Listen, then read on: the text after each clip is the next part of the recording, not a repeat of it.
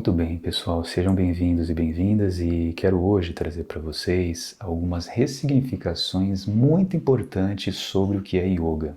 Isso que grande parte das pessoas imagina que é apenas o quê? Um conjuntinho de posturas físicas, né? Ao contrário do que muita gente pensa, yoga é um conjunto de conhecimento, de valores, de princípios, de atitudes que estão baseadas numa visão de mundo. Antes, portanto, de ser qualquer tipo de prática corporal ou qualquer técnica, yoga é uma visão de mundo. E uma visão de mundo que surge onde? Que surge lá na antiguidade, há vários e vários milênios antes do nascimento de Jesus, num pedaço do planeta que hoje a gente chama de Índia. E essa visão de mundo chamada de yoga, ela está baseada em o quê? Ela está baseada na compreensão sobre a unidade da existência.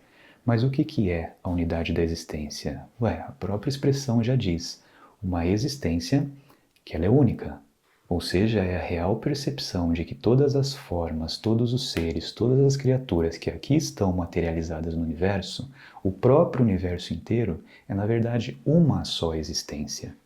São formas diferentes, formas diversas de uma mesma unidade. Portanto, não existem várias vidas, não existe a sua vida, a vida do seu vizinho, do seu pai, do seu filho, do seu cachorro e a vida do Renan. O que existe é uma só vida. Uma consciência, uma inteligência, uma potência chamada vida, de onde emanam todas as formas que você já conheceu, já conhece e ainda vai conhecer. Portanto, yoga é a compreensão de que, para além dessa superfície, para além de uma pessoa com um nome, com uma forma e com uma função, todos guardamos entre nós algo em comum, algo que somos todos nós. E o que é esse algo que somos todos nós? É simples.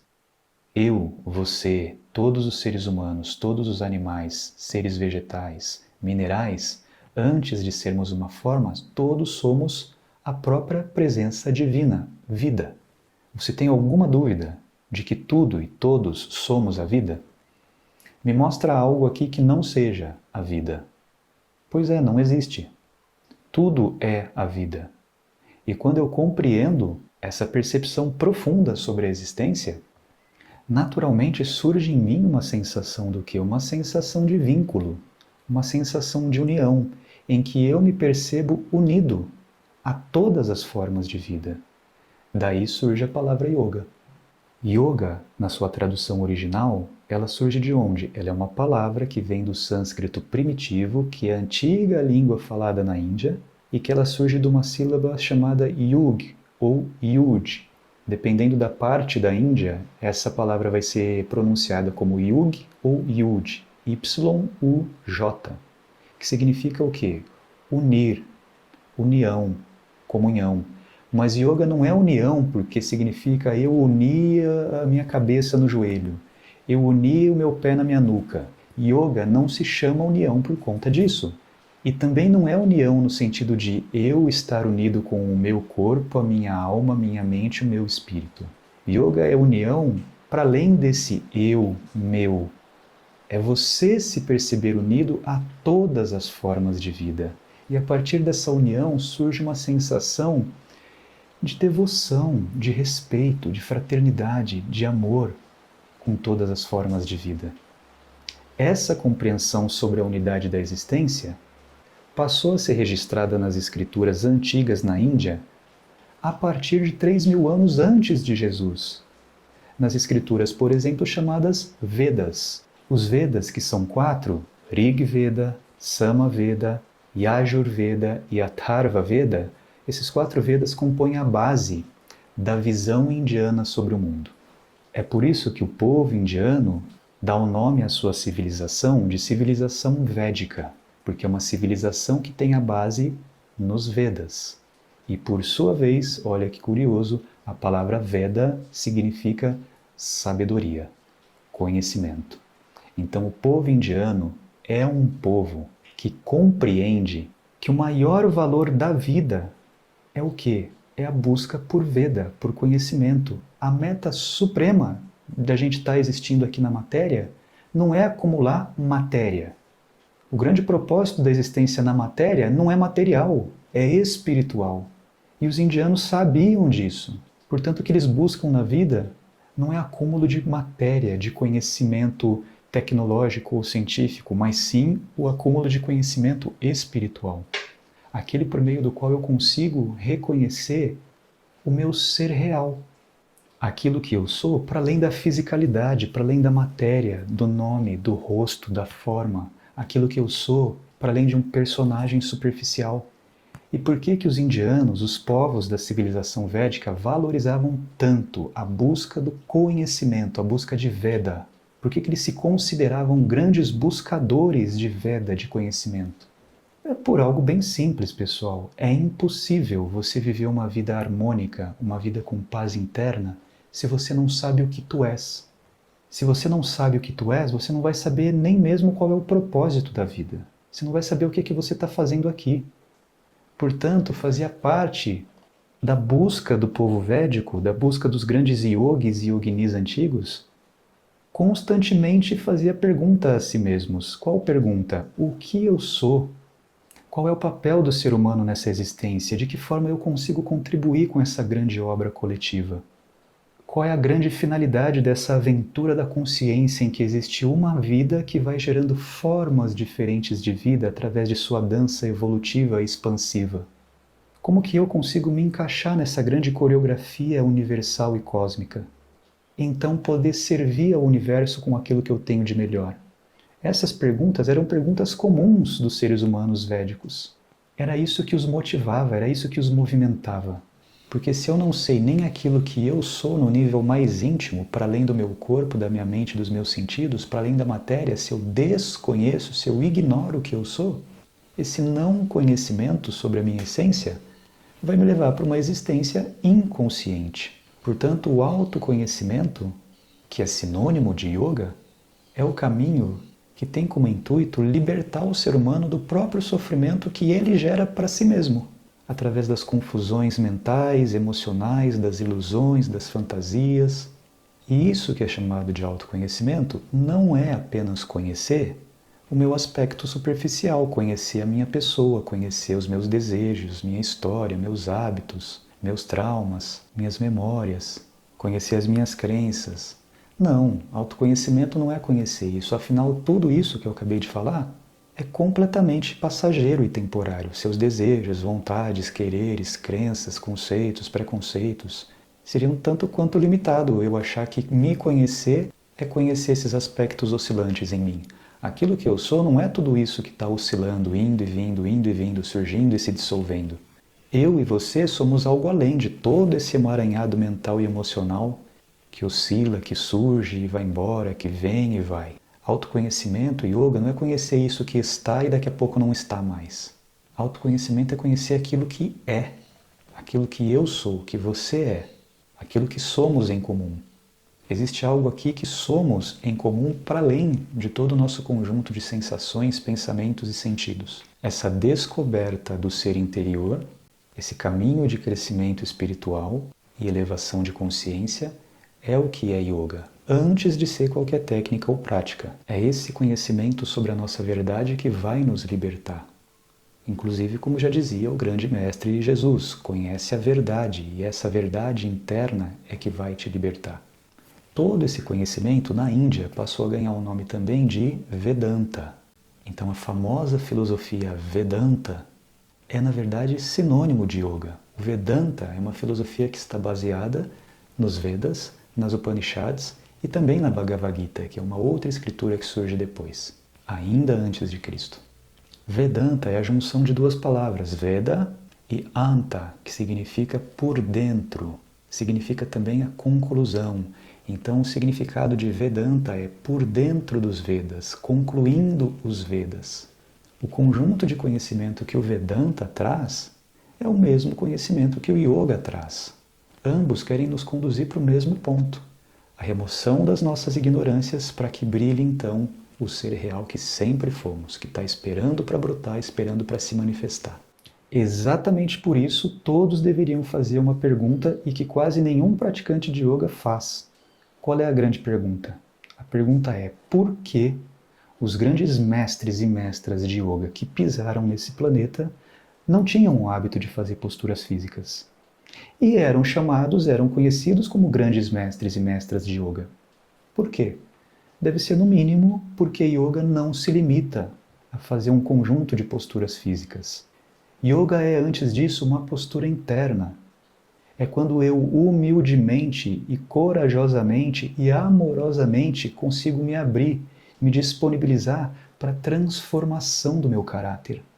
Conduzir a minha existência de uma existência antes egóica, egocêntrica, apegada à matéria, apegada ao meu corpo, minha mente, meus sentidos, e transformar essa minha existência material em uma existência em que eu coloco o meu corpo, minha mente e meus sentidos não como a finalidade, não como o centro do universo, mas como um meio, um canal, um veículo, através do qual o divino pode se manifestar. Mas que divino é esse? Não é um divino externo, não é um Deus externo, não é um Deus homem, vestido de branco, sentado na nuvem, preparado para punir ou castigar alguém, se alguém desobedecer.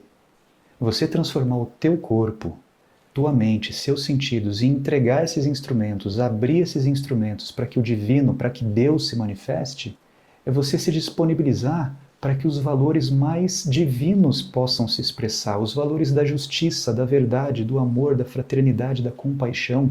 Isso é Deus. Deus, para a visão do yoga, é ação. Deus é atividade.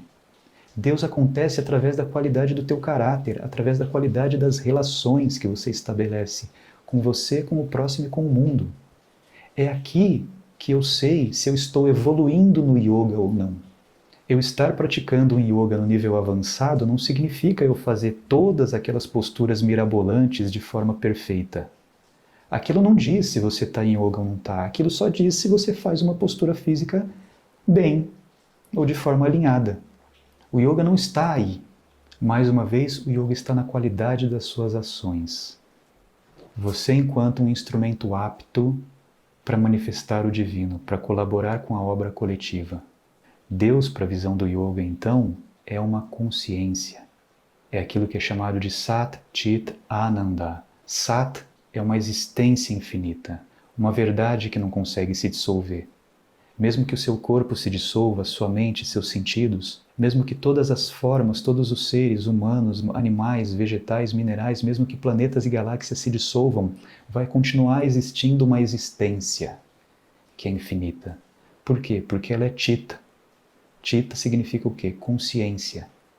Você é Sat, Chit e Ananda.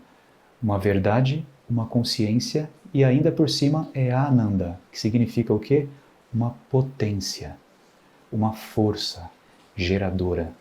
Então, para a visão do yoga, isso é Deus. É algo que não tem forma, mas é algo que gera formas. Por quê? Porque é uma ação. Sat, existência infinita, Chit, consciência infinita e Ananda, uma força amorosa infinita, que está a todo momento tentando se manifestar através de mim, através de você, através de todos os seres. A única coisa que a gente precisa fazer é o quê? Remover os obstáculos, remover as obstruções que impedem dessa vida divina acontecer. Então que possamos ser aquilo que somos, a própria vida divina, em seu movimento de expansão e de evolução, que através do corpo, por exemplo, do Renan, através do seu corpo, quer fazer o quê? Espalhar, distribuir benefícios, contribuir para o Dharma, ou seja, contribuir e sustentar a harmonia e expansão da própria vida e do todo. Isso é yoga. Então, resumindo e concluindo, meu yoga é avançado quanto mais o meu caráter está vinculado com o divino. Se eu pratico todas as posturas lindamente, decorei todos os mantras, sei fazer todos os pranayamas, que são as técnicas de respiração, e consigo meditar por 2 horas seguidas, de que vale tudo isso, se meu caráter ainda continua vinculado com o egocentrismo? Se assim for, meu yoga não avançou nem um pouco, porque yoga é uma postura interna e não externa diante da vida. Se todas essas técnicas, asanas, que são as posturas, pranayamas, que são as técnicas de respiração, os mantras, que são as técnicas de concentração mental, e a meditação, se todas essas técnicas não me conduzem a um nível de consciência mais amplo, mais vasto, mais luminoso, e que remove as minhas mesquinharias egóicas, se isso não acontece, então não existe yoga em nenhuma das suas técnicas. As técnicas são apenas o veículo, o meio, mas se elas não estão te conduzindo ao yoga, então não existe yoga. Tudo bem? E para reforçar essa compreensão de que yoga não é apenas a prática de posturas físicas ou alguma técnica, e antes disso é um conjunto de conhecimentos sobre o que eu sou, o próximo é e o que é a vida e o universo, compartilho aqui com vocês alguns trechos de escrituras sagradas do yoga. Olha só. Primeiro, Bhagavad Gita, que vai dizer: Yoga é a perfeição na ação. Perfeição em qual sentido? No aspecto de as minhas ações estarem vinculadas o máximo possível com o Dharma, com aquilo que é o justo, é o correto, é o verdadeiro. Minhas ações serem veículos de ações divinas. Mais um trecho da Bhagavad Gita vai dizer: a libertação do sofrimento é conhecido como yoga. Ou seja, yoga é o caminho em que, através do autoconhecimento, eu entro em vínculo com o meu ser real, deixo de viver o meu ser superficial e, exatamente por isso, eu vou pouco a pouco cessando o meu sofrimento. Já que, para a visão do yoga, o sofrimento que todos nós vivemos ele é gerado principalmente por conta da ignorância, porque ignoramos o que é o nosso ser real. Então ficamos perdidos, iludidos na vida, sem saber o que somos e sem saber o que viemos fazer aqui nessa existência material. A famosa escritura Yoga Sutra, que dizem que foi escrito por um sábio chamado Patanjali, vai dizer: Yoga é o domínio dos movimentos da mente. Ou seja, é você não se identificar com os conteúdos mentais, dos desejos, impulsos, instintos, ilusões, fantasias, hábitos, vícios, crenças, conceitos, preconceitos, porque tudo isso não é o que é você. Você é algo muito maior do que apenas esse conteúdo que está indo e vindo no seu aparato mental. Você não é algo que vem e se dissolve a todo momento. Você é algo permanente, uma existência plena que está para além do corpo, da mente e dos sentidos. Mais um trecho da Bhagavad Gita que vai nos trazer: Yoga é a equanimidade, a tua capacidade de não se identificar com todas as oscilações do seu corpo mental e emocional. A Katha Upanishad, uma escritura da antiguidade, uma das várias Upanishads, escrituras sagradas indianas, vai dizer: a calma firmeza sobre os sentidos chama-se Yoga. Portanto, todas as escrituras antigas que definem o que é yoga, nenhuma delas vai dizer que yoga é fazer posturas. Yoga está vinculado com o quê? Com o domínio da mente, com a purificação mental, com a concentração. Uma vida menos distraída e menos dispersa, menos superficial, para que eu passe a existir de uma forma concentrada, ou seja, vinculado com o meu ser central. Tudo bem? É isso. Espero que tenha contribuído um pouco com essas reflexões. Quem tiver interessado em saber mais sobre os cursos de formação, retiros e viagens à Índia, convido vocês a entrarem no site da Escola Purna, institutopurna.com, ou então seguir a gente nas mídias sociais. Tudo bem? Muito obrigado pela escuta, pela dedicação, pela abertura e até breve. Namastê.